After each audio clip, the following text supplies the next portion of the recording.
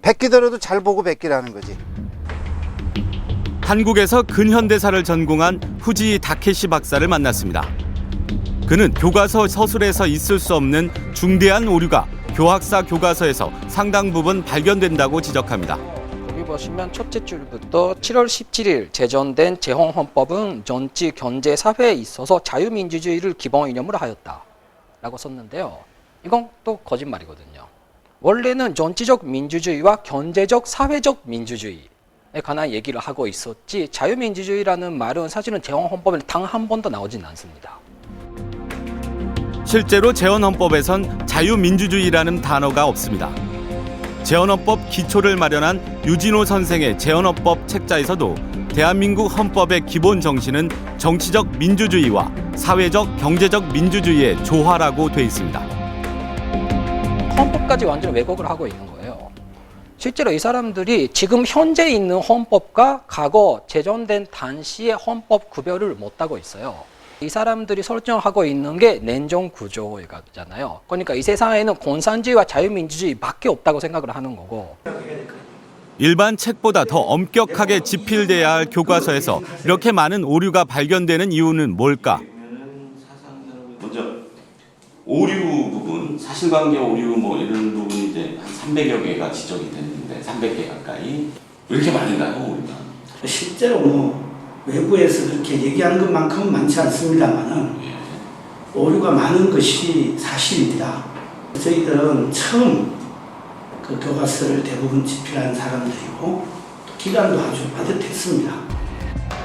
시간과 경험 부족 때문이라는 건데 수많은 자료와 사진을 검색 사이트에서 인용한 이유에 대해선 엉뚱한 대답을 내놓습니다. 구글 검색한 사진 너무 많이 나오고 위키피디아 내용 많이 나오고 막 이렇게 지적됐는데요. 오히려 구글이라든가 네이버라든가 이런 데 자료들은 학생들한테는 상당히 친근하고 그래서 학생들한테는 도움이 좀 된다고 생각을 했어요. 심각한 사실 오류 문제 외에 교학사 교과서는 친일적인 내용이 담겨 있다는 비판도 받고 있습니다.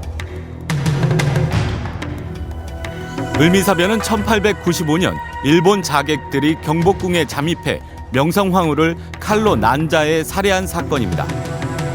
교학사 교과서는 을미사변을 설명하며 명성황후를 살해한 자객의 회고록을 실었습니다.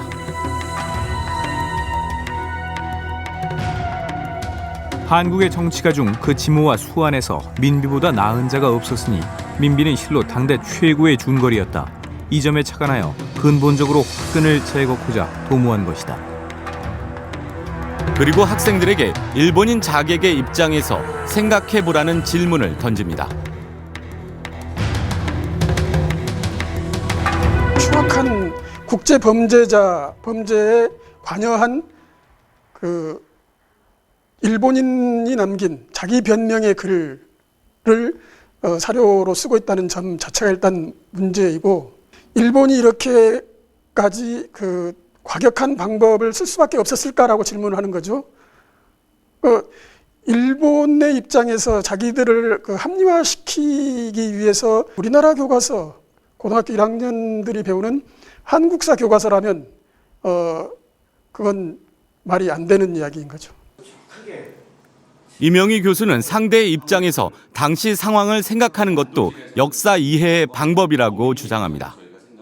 그 측면을 생각을 하면은 굉장히 불쾌할 수가 있죠. 저는 그게 이해가 됩니다. 적국의 입장에서 우리 문제를 바라보면 그 사람들이 적국이 행한 일들을 이해하기 위해서는 적국의 시각에서도 검토하는, 그렇게 함으로 해가지고 소위 이 역사를 보는 안목도 넓히고. 친일파에 대한 객관적이지 못한 서술도 문제로 지적됩니다. 친일파로 거론되는 인물은 본문 서술에서 거론되는 인물은 이광수 한 명입니다. 그래서 어디 가서 제가 그런 얘기했는데 불쌍한 이광수 독박 썼다고. 친일을 한 사람들에 대해서 철저하게 익명성을 보장해주고 있습니다. 최남선은 공과 과가 모두 있는데 공과 과를 논한다면 어느 쪽이 클까? 우리나라의 상훈법에 비추어 포상한다면 어떤 상을 수여하면 적절할까? 친일파한테 훈장 주자는 얘기를 합니다. 세상에 이게 어떻게 대한민국 교과서에 이런 내용이 실릴 수가 있습니까?